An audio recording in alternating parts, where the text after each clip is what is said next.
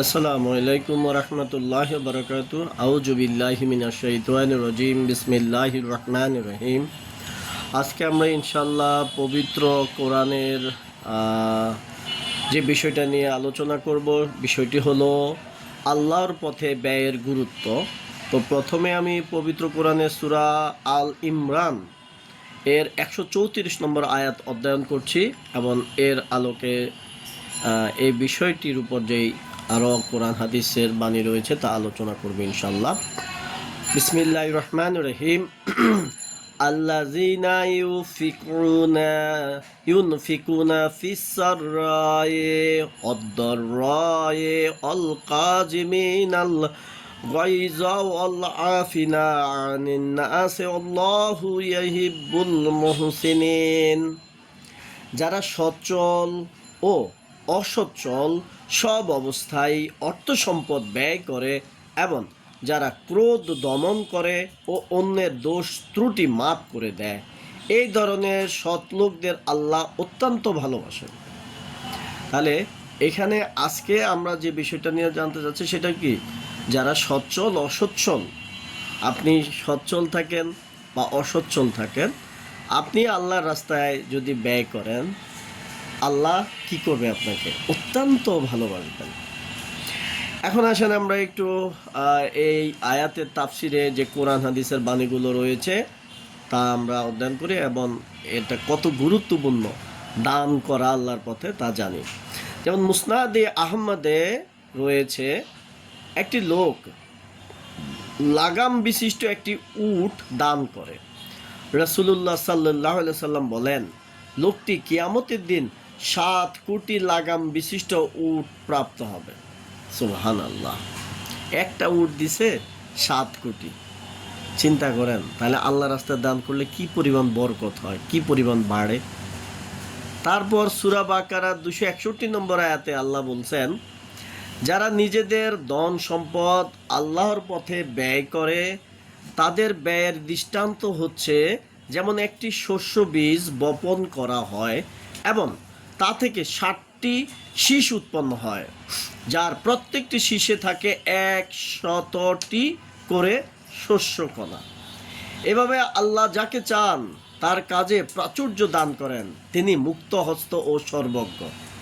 তাহলে দেখেন আল্লাহ এখানে কি বলতেছে, যে একটা দান করলেন, এটার উদাহরণ দিচ্ছে, এটা ধরেন 60টা বীজ, আবার ওইরা একটা বানিয়ে আরো 100, তাহলে টোটাল কত? এক দিচ্ছেন, সওয়াব পাইতেছেন 700, একটা দিচ্ছেন, নেকি পাচ্ছেন 700 গুণ। আপনাকে যদি কেউ এরকম না ফ্রিতে কোনো কিছু দেয় দুনিয়াতে, আমরা পাগল হয়ে যাই, একটার সাথে একটা ফ্রি দিলে পাগল হয়ে যায় কেনার জন্য। অথচ এই নেকি আল্লাহ কিভাবে আপনাকে বিলি করতেছে, এই নেকিটা যে কত ইম্পর্ট্যান্ট এটা মৃত্যুর পর বুঝবেন। যখন জান্নাতে যাওয়ার জন্য অস্থির হয়ে যাবেন, আপনার আমলের সংকট দেখা দেবে, তখন বুঝবেন যে নেকি কত ইম্পর্ট্যান্ট। তা আল্লাহ রাস্তায় দান করেন ভাই, আল্লাহ রাস্তায় দান করেন, ইসলাম প্রতিষ্ঠা করার জন্য দান করেন। মুসনাদে আহমদে রয়েছে যে রাসূলুল্লাহ সাল্লাল্লাহু আলাইহি সাল্লাম সাহাবীগণ রাদিয়াল্লাহুকে জিজ্ঞেস করেন, দরিদ্রকে তোমরা জানো কি? সাহাবীগণ বলেন, যার কোনো ধন সম্পদ নেই। তিনি বলেন, না, বরং ওই ব্যক্তি দরিদ্র যে নিজের জীবদ্দশায় শ্রেয় মাল আল্লাহর পথে ব্যয় করে না। তাহলে যেই ব্যক্তি অনেক টাকার মালিক কিন্তু সে আল্লাহর রাস্তায় ব্যয় করে না জীবদ্দশায়, তাহলে কি করে এই লোকটা? যেমন আপনার টাকা পয়সা হাজার হাজার কোটি টাকার মালিক অনেকে আছে, কিন্তু আল্লাহর রাস্তায় ব্যয় করে না, জাকাত দেয় না। তাহলে এখন মনে করেন এই সম্পত্তি লাভ কি? আপনি তো সম্পত্তি খাইতে পারেন না, সন্তান রেখে যান, তখন ওই সন্তানরা দেখা যায় কি আল্লাহর রাস্তায় আপনার জন্য যদি নেক সন্তান রেখে যায় তাহলে এনে সে কাজে লাগে, তারা কি করে? ব্যয় করে। বদ সন্তান হলে তো তারা ব্যয় করলো না, তখন আপনার লাভ হইল কি সম্পত্তিতে? দুনিয়াতে তো আর আপনি আপনার হাজার হাজার কোটি টাকা খেয়ে যেতে পারবেন না, মৃত্যুর পর সন্তানরাও ব্যয় করলো না, আপনি তো খালি হাত মরলেন। আমলের অভাবে দেখা গেল যে আপনি ধরা খেয়ে গেলেন। তাই বেঁচে থাকতে যত পারেন আল্লাহর দিন প্রতিষ্ঠার জন্য আল্লাহর রাস্তায় ব্যয় করেন, লাভ হবে। মুসনাদে আহমদে রয়েছে যে রাসূলুল্লাহ সাল্লাল্লাহু আলাইহি সাল্লাম বলেছেন, যে ব্যক্তি নিজের উদ্বৃত্ত জিনিস আল্লাহর পথে প্রদান করে সে 700 পুণ্যের অধিকারী হয়। এটা আমরা আগেও শুনছি। সূরা বাকারা 272 নম্বর আয়াতে আল্লাহ বলেন, তোমরা যে ধন সম্পদ দান খয়রাত করো তা তোমাদের নিজেদের জন্য ভালো। তোমরা আল্লাহর সন্তুষ্টি লাভ করার জন্যই তো অর্থ ব্যয় করে থাকো। কাজে দান খয়রাত করে তোমরা যা কিছু অর্থ ব্যয় করবে তা পুরোপুরি প্রতিদান দেওয়া হবে এবং এই ক্ষেত্রে কোনো ক্রমেই তোমাদের প্রাপ্য থেকে বঞ্চিত করা হবে না। আপনি যা দিবেন তা আপনি পাবেন ইনশাআল্লাহ। তারপর আসেন বুখারী শরীফের 1417 নম্বর হাদিস, আদি ইবনু হাতিম রাদিয়াল্লাহু থেকে বর্ণিত, তিনি বলেন, আমি নবী সাল্লাল্লাহু আলাইহি সাল্লামকে বলতে শুনেছি, তোমরা জাহান্নাম হতে আত্মরক্ষা করো এক টুকরা খেজুর সদকা করে হলেও। এটা খুবই ইম্পর্টেন্ট। জাহান্নাম থেকে আত্মরক্ষা করো, জাহান্নাম থেকে আত্মরক্ষা করো এক টুকরা, মানে কি এটা দ্বারা কি শিক্ষা? আপনি দান সদকা করবেন, তাতে আপনার কি হবে? আপনার জাহান্নামের আগুনটা নিভবে। জাহান্নাম থেকে আপনি আপনার নিজেকে আত্মরক্ষা করলেন। তাই দান সদকা করেন ভাই, ইসলাম প্রতিষ্ঠা করার জন্য দান সদকা করেন।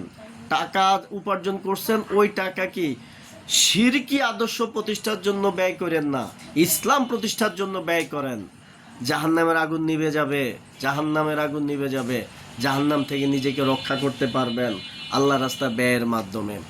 তারপরে আসেন বুখারী শরীফের 1442 নম্বর হাদিস, আবু হুরায়রা রাদিয়াল্লাহু থেকে বর্ণিত, নবী সাল্লাল্লাহু আলাইহি সাল্লাম বলেছেন, প্রতিদিন সকালে দুজন ফেরেশতা অবতরণ করেন। দুজন ফেরেশতা মানে পৃথিবীতে আসেন। তাদের একজন বলেন, হে আল্লাহ, দাতাকে তার দানের উত্তম প্রতিদান দিন। আর অপরজন বলেন, হে আল্লাহ, কৃপণকে ধ্বংস করে দিন। তাহলে একজন দাতার জন্য, যে আল্লাহর রাস্তায় দান করে, তার জন্য দোয়া করে উত্তম প্রতিদানের জন্য।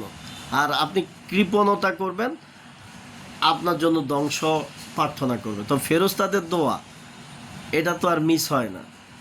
দেখবেন বস্তুত পক্ষে এই যে যারা আল্লাহর রাস্তায় ব্যয় করে, আল্লাহর রাস্তায় যারা দান সৎকার করে, তাদের কিন্তু সম্পত্তি বাড়ে, সম্পত্তি কিন্তু কমে না। তাই আমাদের সমাজে অনেকে আল্লাহর রাস্তায় 500 টাকা, যেমন যারা ইসলাম প্রতিষ্ঠা করার জন্য যে দলগুলো কাজ করে, তাদের কর্মীরা নিজের পকেটের টাকা দিয়ে দল চালায়। এখন ওই যে কর্মীরা কেন দল চালায়? ইসলাম প্রতিষ্ঠা করার জন্য।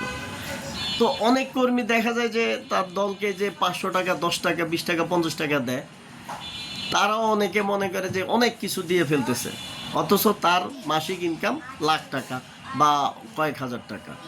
তাহলে দেখেন, এটা ভাববেন না ভাই, আপনি যত দান করতেছেন আপনার নিজের উপকারের জন্য, আল্লাহ রাস্তায় দান করতেছেন জাহান্নাম থেকে মুক্তির জন্য। এটা আপনারই উপকার, আপনি নিজে করতেছেন, অন্য কারোর উপকার না। তাই শয়তানের রাস্তায় ব্যয় না করে আল্লাহ রাস্তায় ব্যয় করেন। সহিহ মুসলিম শরীফের 2198 নম্বর হাদিস, আবু হুরায়রা রাদিয়াল্লাহু থেকে বর্ণিত, নবী সাল্লাল্লাহু আলাইহি সাল্লাম বলেন, মহান আল্লাহ বলেছেন, হে আদম সন্তানেরা, তোমরা অকাতরে দান করতে থাকো, আমি তোমাদের উপর ব্যয় করব। নবী সাল্লাল্লাহু আলাইহি সাল্লাম আরো বলেন, আল্লাহর ডান হাত প্রাচুর্যে পরিপূর্ণ, রাত দিন অনবরত দান করলেও তা মোটেই কমছে না। তাহলে দেখেন, আপনি যদি আল্লাহর রাস্তায় ব্যয় করেন, আল্লাহ আপনার উপরে কি করবে? ব্যয় করবে, মানে আপনাকে দিতে থাকবে। কত মানে বেস্ট প্রাপ্য, এটা কত উত্তম প্রতিদান। আপনি দিবেন, আল্লাহর রাস্তায় ব্যয় করবেন, আপনিও আবার রিটার্ন ব্যাক পাবেন। তাই ভাই আল্লাহর রাস্তায় ব্যয় করেন, জাহান্নামের আগুন থেকে রক্ষা পাবেন, ইসলাম প্রতিষ্ঠা হবে, সদকে জারি হিসাবে পাবেন, জান্নাতে যাওয়ার রাস্তাটা সহজ হবে, আল্লাহ সন্তুষ্টি অর্জন করবেন। সহিহ মুসলিম শরীফের 2278 নম্বর হাদিস, আবু মামা রাদিয়াল্লাহু থেকে বর্ণিত, তিনি বলেন, রাসূলুল্লাহ সাল্লাল্লাহু আলাইহি সাল্লাম বলেছেন, হে আদম সন্তান, তোমার কাছে প্রয়োজনের অতিরিক্ত যে মালামাল রয়েছে তা খরচ করতে থাকো, এটা তোমার জন্য উত্তম। আর যদি তুমি তা দান না করে কুক্ষিগত করে রাখো, তাহলে এটা তোমার জন্য অকল্যাণ বয়ে আনবে। তবে প্রয়োজন পরিমাণ রাখায় কোনো দোষ নেই। এজন্য তোমাকে ভৎসনাও করা হবে না। যাদের প্রতিপালনের দায়িত্ব তোমার উপর রয়েছে তাদেরকে দিয়েই দান শুরু করো, উপরের হাত নিচের হাত থেকে উত্তম। তাহলে কি এই হাদিস থেকে বলতেছে আপনার যারা রয়েছে তাদেরকে দেন, তাদেরকে দেওয়াটাও কি দান। তারপরে বলা হচ্ছে কি যে উত্তম। তো এই জন্য ভাই আজকে আমরা যা অধ্যয়ন করলাম কোরআন এবং হাদিসের কথা, তার থেকে আমরা দান করার ইম্পর্টেন্সটা আমরা কিন্তু কি বুঝতে পারলাম। ভাই কনসার্টের পিছনে টাকা ব্যয় করেন না, শিরকের আদর্শ প্রতিষ্ঠার জন্য ব্যয় করেন না, ইসলাম প্রতিষ্ঠা করার জন্য ব্যয় করেন। মানুষকে দান সৎকার করেন, মানুষকে ইসলামের পথের দিকে নিয়ে আসার জন্য আপনার কাজে লাগবে। জাহান্নামের আগুন থেকে নিজেকে বাঁচান। এই যে এখন আমাদের যে গরমের সময়, একবার ভাবেন তো, রৌদ্রের তাপে মাত্র বাংলাদেশে 36 ডিগ্রি সেলসিয়াস তাপমাত্রা হইলে আমরা পাগল হয়ে যাই গরমে, এসি রুমের ভিতরে ঢুকে থাকতে মন চায়। তাহলে একবার ভাবেন সেই জাহান্নামের আগুনে যখন আপনাকে জ্বালানো হবে কি অবস্থা আপনার হবে। তাহলে ভাই এই দুনিয়াতে যখন আছেন, যতক্ষণ আছেন, শুধু ইসলামের জন্য কাজ করেন, শুধু ইসলামের জন্য কাজ করেন, আপনার কল্যাণ হবে, বাঁচবেন। কারণ আল্লাহ কিন্তু ভাই বলে গেছে, হুয়াল্লাযী আরসালা রাসূলাহু বিল হুদা ওয়া দীনিল হাক্কি লিইয়ুযহিরাহু আলা দীনি কুল্লিহি ওয়ালাউ কারিহাল মুশরিকুন। নবী আপনাকে পাঠাইছি সত্য দিন সহ, এই দিনটাকে অন্য সকল দিনের উপর বিজয় করার জন্য। তারপর আল্লাহ কিন্তু কোরআনে বলছে, আন আকিমুদ্দিন ওয়ালা তাতাফাররাকু, তোমরা দিন কায়েম করো, এমন বিচ্ছিন্ন হয়েও না। আল্লাহ কিন্তু কোরআনের মধ্যে বলছে, আল্লাযীনা আমানু ইউকাতিলুনা ফি সাবিলিল্লাহ, যারা মুসলমান তারা আমার রাস্তায় সংগ্রাম করে। তাই ভাই আসুন আমরা সবাই ইসলাম প্রতিষ্ঠা করার জন্য ব্যয় করি, ইসলামের জন্য ব্যয় করি, আল্লাহর রাস্তায় ব্যয় করি। আল্লাহ আমাদের সকলকে কবুল করুক, আমিন। আসসালামু আলাইকুম ওয়া রাহমাতুল্লাহি ওয়া বারাকাতুহু।